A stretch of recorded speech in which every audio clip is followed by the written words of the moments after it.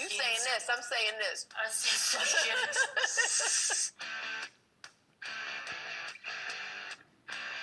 So my guest today is Lala Anthony.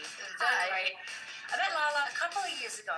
We were at a dinner. We're in Hudson Yards on this big, wide, kind of modern table, and we're all kind of away from each other. There was a lot of corporate people there and all that kind of stuff. And you were sitting across from me, but you were sitting next to my fiance, Brandon. Brandon.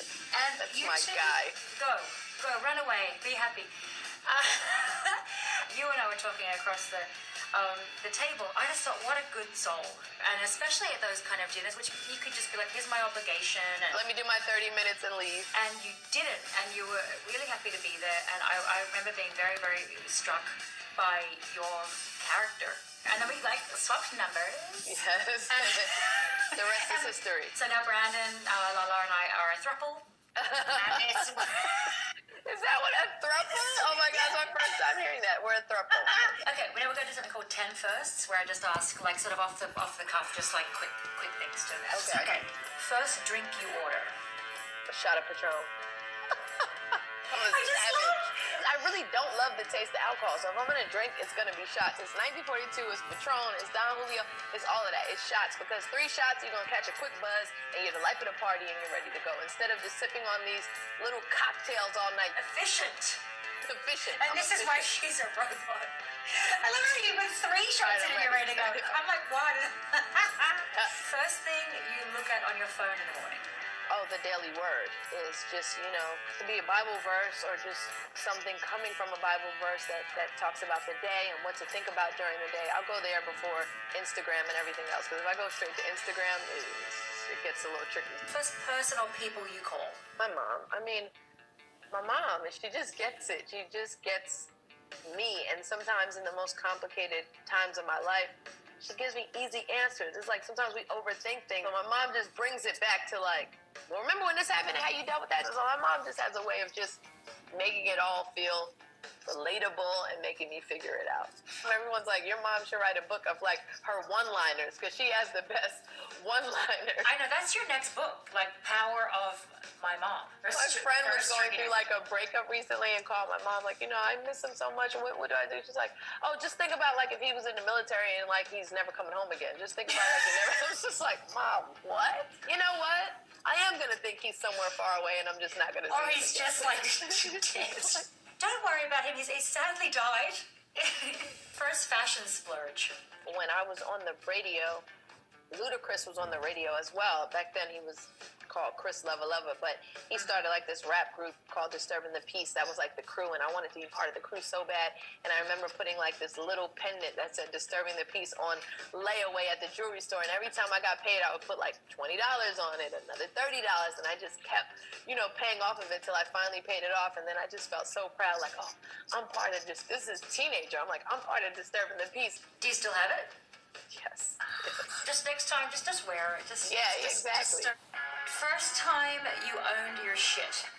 Oh, this is deep. First time I owned my shit. Probably transitioning from being a television host into acting, and maybe having a thought that, I could do it because I said I want to do it, and realizing no, you got to work at this. No one's going to give you this. You have to go to class, and you have to do this. So I had to own the fact that I couldn't just swindle my way in there. No fake ID that said I was 18 was just going to get me, in the door. And I think it was no, this is for real. So that's a moment I could think of.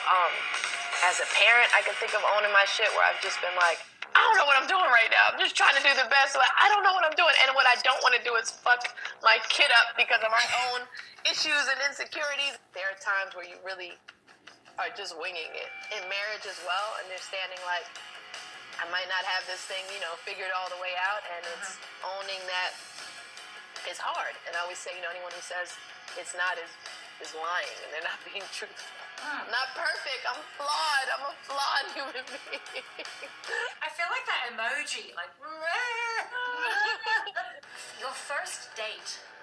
It probably wasn't a real date, but it was in high school, and I thought it was just so cool because it was in the 9th or 10th grade and going out with somebody in the 12th grade, and that was just so cool. I remember my mom dropping me off to the movies and was like, I'm gonna go do some shopping and come back and pick you up or something like that. I thought it was just like the coolest thing to get dropped off at the movies. Aww. Before I started like sneaking around and doing it on my own. But back then I was like, oh, this is so cool. And we sat and probably barely said even 2 words to each other, or just like super stiff watching the movie. Like, we were young then. Yeah. Now it's like, you saying this, I'm saying this. I see some shit. I'm like in the gummy box. First favorite Instagram filter. I like Paris. You know, when you take the picture and you just swipe it over once and all of a sudden. But the thing about Paris is sometimes you're too smooth. Everything is just too perfect. It's like, wait, is there like a half Paris that it just doesn't completely wipe me? I mean, put it this way. We'll always have Paris. Did you try on this Zoom, like touch up my appearance thing? I didn't even know you could do something on Zoom. No, look at me. I'm gonna get really freaky looking. You ready? How? Look at that. I look like an avatar. When I just went to my touch of your appearance, the bar was already over. First thing you do or eat when you're stressed? A Nestle Crunch. I am obsessed with chocolate, and Nestle Crunch is my go-to for everything. When I'm stressed, Nestle Crunch. If I'm happy, Nestle Crunch. If I'm horny, Nestle Crunch. And literally, Laura, what's so funny is my friends or anyone who knows me, they'll come in the house, they won't even say hi. They just like hand me a Nestle Crunch. I have so much Nestle Crunch in my cabinet, it's unreal. First car you bought? A Volkswagen Jetta, which cute. was in bad shape. I remember being on the highway again as a teenager, and it was raining, so I put my windshield wipers on. I'll never forget, my windshield wipers flew off the entire car. Like, they flew off the car, and I was like, oh my God, it's raining. I had to pull over, wait for the rain to stop. Shout out to Volkswagen Jetta. You held me down in the early stages of my life, and I appreciate you. Okay, finally, the first thing you'll do when this goddamn pandemic is over. Party like I've never partied before, with no mask, and hug the people I love like I've never hugged and kissed them before, and just have the moment of being so grateful for the love and family and people in my life. I just want to throw like a big ass party. Yeah, I want to climb on people that I don't know on the street. Right, it's just, I feel you. Just grab people up and just, I love you, just that. Just mount them. Yes. Well, Anthony, you're the best. You are a tremendous example to young women, and I know you look out for them. And you're a great mom, and you're a freaking robot, and you have 3 tequilas just to start off. Thank you for having me. I really enjoyed talking to you. I love you. I love Brandon. You guys know that. I can't wait to see you guys soon and have 3 tequilas. That's right.